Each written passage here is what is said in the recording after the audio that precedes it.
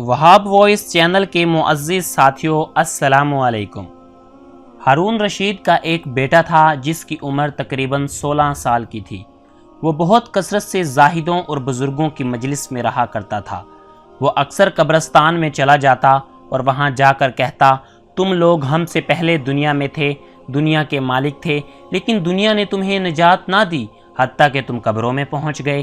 ایک دن وہ اپنے باپ کی مجلس میں آیا۔ اس کے پاس وزیر اور سب امیر لوگ جمع تھے اور لڑکے کے بدن پر ایک معمولی کپڑا اور سر پر ایک لنگی باندھی ہوئی تھی۔ اراکین سلطنت آپس میں کہنے لگے کہ اس پاگل لڑکے نے امیر المومنین کو دوسرے بادشاہوں کی نگاہ میں ذلیل کر دیا ہے۔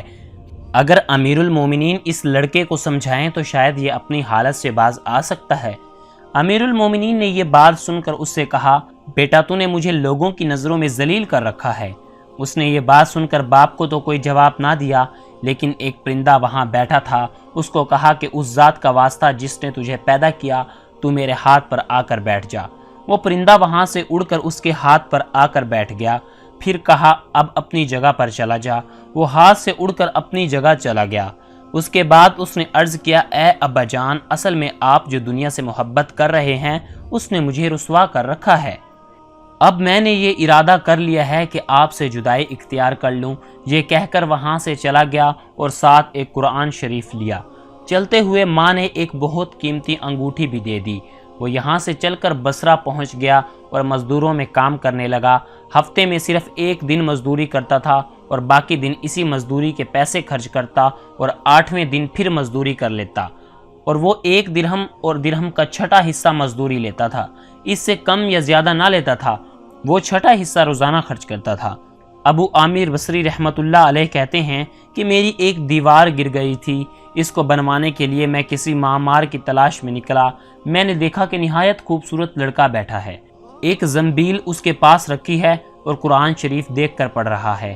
میں نے اس سے پوچھا، لڑکے مزدوری کرو گے؟ وہ کہنے لگا، کیوں نہیں کریں گے، مزدوری کے لیے تو پیدا ہوئے ہیں۔ آپ بتائیں کیا خدمت لینی ہے مجھ سے؟ میں نے کہا، مٹی کے گارے کی تعمیر کا کام لینا ہے۔ اس نے کہا، 1 درہم اور 1 وانق یعنی درہم کا چھٹا حصہ مزدوری ہوگی، اور نماز کے اوقات میں کام نہیں کروں گا، مجھے نماز کے لیے جانا ہوگا۔ میں نے اس کی دونوں شرطیں منظور کر لی اور اس کو لا کر کام پر لگا دیا۔ مغرب کے وقت جب میں نے دیکھا تو اس نے 10 آدمیوں جتنا کام کر رکھا تھا۔ میں نے اسے مزدوری میں 2 درہم دیے۔ اس نے شرط سے زائد لینے سے انکار کر دیا۔ وہ 1 درہم اور 1 وانق لے کر چلا گیا۔ دوسرے دن پھر میں اس کی تلاش میں نکلا۔ وہ مجھے کہیں نہ ملا۔ میں نے لوگوں سے پوچھا کہ ایسی صورت کا ایک لڑکا مزدوری کرتا ہے، کسی کو معلوم ہے کہ وہ کہاں ملے گا؟ لوگوں نے بتایا کہ وہ صرف شنبہ کے دن ہی مزدوری کرتا ہے، اس دن سے پہلے تمہیں کہیں نہیں ملے گا۔ مجھے اس کا کام دیکھ کر ایسی رغبت ہوئی کہ میں نے 8 دن تک تعمیر بند کر دی اور شنبہ کے دن اس کی تلاش میں نکلا۔ وہ اسی طرح بیٹھا قرآن پڑھتا ہوا ملا۔ میں نے سلام کیا اور مزدوری کرنے کا پوچھا۔ اس نے وہی پہلی 2 شرطیں بیان کی، میں نے منظور کر لیں۔ وہ میرے ساتھ آ کر کام کرنے لگ گیا۔ مجھے اس پر حیرت ہو رہی تھی کہ پچھلے شنبہ اس اکیلے نے 10 آدمیوں کا کام کیسے کر لیا۔ اس لیے اس مرتبہ میں نے چھپ کر دیکھا کہ اس کا کام کرنے کا کیا طریقہ، تو میں نے یہ منظر دیکھا کہ وہ ہاتھ میں گارا لے کر دیوار پر ڈالتا ہے اور پتھر اپنے آپ ہی ایک دوسرے کے ساتھ جڑتے چلے جاتے ہیں۔ مجھے یقین ہو گیا کہ یہ کوئی اللہ کا ولی ہے۔ جب شام ہوئی تو میں نے اس کو 3 درہم دینا چاہے، اس نے انکار کر دیا اور 1 درہم اور 1 وانق لے کر چلا گیا۔ میں نے 1 ہفتہ پھر انتظار کیا۔ تیسرے شنبے میں پھر اس کی تلاش میں نکلا، مگر وہ مجھے نہ ملا۔ میں نے لوگوں سے تحقیق کیا۔ ایک شخص نے بتایا وہ 3 دن سے بیمار ہے، فلاں ویرانے جنگل میں پڑا ہے۔ میں نے ایک شخص کو اجرت دیکھ کر راضی کیا کہ وہ مجھے اس جنگل میں پہنچا دے۔ جب میں وہاں پہنچا تو میں نے دیکھا کہ وہ بے ہوش پڑا ہے، آدھی اینٹ کا ٹکڑا سر کے نیچے رکھا ہوا ہے۔ میں نے اس کو سلام کیا، اس نے جواب نہ دیا۔ میں نے دوسری مرتبہ سلام کیا تو اس نے آنکھ کھولی اور مجھے پہچان لیا۔ میں نے جلدی سے اس کا سر اینٹ سے اٹھا کر اپنی گود میں رکھ لیا۔ اس نے سر ہٹا لیا اور کہا، میرے دوست، دنیا کی نعمتوں سے دھوکے میں نہ پڑ۔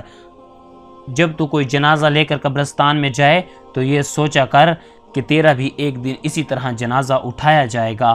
اس کے بعد اس نے مجھے کہا کہ جب میری روح نکل جائے تو مجھے نہلا کر اسی کپڑے میں مجھے کفن دے دینا۔ میں نے کہا، کہ اس میں کیا حرج ہے کہ میں تیرے کفن کے لیے نئے کپڑے لے آؤں؟ اس نے جواب دیا کہ نئے کپڑوں کے لیے زندہ لوگ زیادہ مستحق ہیں، کفن تو پرانا اور بوسیدہ ہو جائے گا، آدمی کے ساتھ تو صرف اس کا عمل ہی رہتا ہے، اور یہ میری لنگی اور لوٹا قبر کھودنے والے کو مزدوری میں دے دینا، اور یہ انگوٹھی اور قرآن شریف ہارون رشید تک پہنچا دینا، اور انہی کے ہاتھ میں یہ کہہ کر دینا کہ ایک پردیسی لڑکے کی میرے پاس امانت ہے، اور وہ آپ سے یہ کہہ گیا ہے کہ ایسا نہ ہو کہ اسی دھوکے اور اسی غفلت کی حالت میں آپ کی موت آ جائے۔ بس یہ کہہ کر اس کی روح نکل گئی۔ اس وقت مجھے معلوم ہوا کہ یہ لڑکا شہزادہ تھا۔ اس کے انتقال کے بعد اس کی وصیت کے مطابق میں نے اس کو دفن کر دیا اور دونوں چیزیں قبر کھودنے والے کو دے دی۔ قرآن پاک اور انگوٹھی لے کر بغداد پہنچا۔ جب قصر شاہی کے قریب پہنچا تو بادشاہ کی سواری نکل رہی تھی۔ میں ایک اونچی جگہ پر کھڑا ہو گیا۔ پہلے ایک بہت بڑا لشکر نکلا جس میں تقریباً 1000 گھوڑے سوار تھے۔ اس طرح یک کے بعد دیگرے 10 لشکر نکلے۔ 10ویں لشکر میں خود امیر المومنین بھی تھے۔ میں نے زور سے آواز دے کر کہا، اے امیر المومنین، آپ کو حضور پاک صلی اللہ علیہ وسلم کا واسطہ، ذرا ٹھہریے۔ میری آواز پر انہوں نے مجھے دیکھا تو میں نے جلدی سے آگے بڑھ کر کہا، میرے پاس ایک پردیسی لڑکے کی امانت ہے جس نے مجھے وصیت کی تھی کہ یہ دونوں چیزیں آپ تک پہنچا دوں۔ بادشاہ نے ان کو دیکھ کر پہچان لیا۔ تھوڑی دیر سر جھکایا، ان کی آنکھوں سے آنسو جاری ہو گئے اور ایک دربان سے کہا، اس آدمی کو اپنے پاس رکھو، جب میں واپسی پر بلاؤں تو میرے پاس پہنچا دینا۔ جب وہ باہر سے واپسی آئے تو محل کے پردے گرا کر دربان سے فرمایا، اس شخص کو بلا کر لاؤ۔ دربان میرے پاس آیا اور کہنے لگا، امیر المومنین نے بلایا ہے۔ جب میں امیر المومنین کے پاس پہنچا تو بالکل اکیلے بیٹھے تھے۔ مجھ سے فرمایا کہ میرے قریب آ جاؤ۔ میں قریب جا کر بیٹھ گیا۔ کہنے لگے کہ تم میرے اس بیٹے کو جانتے ہو؟ میں نے کہا، جی ہاں میں جانتا ہوں۔ کہنے لگے، وہ کیا کام کرتا تھا؟ میں نے کہا کہ گارے مٹی کی مزدوری کرتے تھے۔ کہنے لگے، تم نے بھی مزدوری پر کوئی کام اس سے کروایا تھا؟ میں نے کہا، جی ہاں کرایا ہے۔ کہنے لگے کہ تمہیں اس کا خیال نہ آیا کہ یہ حضور اقدس صلی اللہ علیہ وسلم کے چچا حضرت عباس رضی اللہ تعالیٰ عنہ کی اولاد میں سے ہیں؟ میں نے کہا، امیر المومنین، پہلے اللہ سے معذرت چاہتا ہوں، پھر آپ سے عذر خواہ ہوں۔ مجھے اس وقت اس کا علم ہی نہ تھا کہ یہ کون ہیں۔ مجھے ان کے انتقال کے وقت ان کا حال معلوم ہوا۔ کہنے لگے، تم نے اپنے ہاتھ سے اس کو غسل دیا؟ میں نے کہا کہ جی ہاں۔ کہنے لگے، اپنے ہاتھ ادھر کرو۔ میرے ہاتھ لے کر اپنے سینے پر رکھ دیا اور کہنے لگا، اے وہ مسافر جس پر میرا دل پگھل رہا ہے اور میری آنکھیں اس پر آنسو بہا رہی ہیں، اے وہ شخص جس کا مکان قبر ہے لیکن اس کا غم میرے قریب ہے۔ وہ مسافر ایک چاند کا ٹکڑا تھا، پس چاند کا ٹکڑا بھی قبر میں پہنچ گیا۔ اس کے بعد ہارون رشید نے بصرہ اس کی قبر پر جانے کا ارادہ کیا۔ ابو عامر بھی ساتھ تھے۔ اس کی قبر پر پہنچ کر ہارون رشید نے کہا، اے وہ مسافر جو سفر سے کبھی بھی نہ لوٹے گا، موت نے کم عمری کے زمانے میں ہی جلدی سے اسے اچک لیا۔ اے میری آنکھوں کی ٹھنڈک، تو میرے لیے دل کا چین تھا۔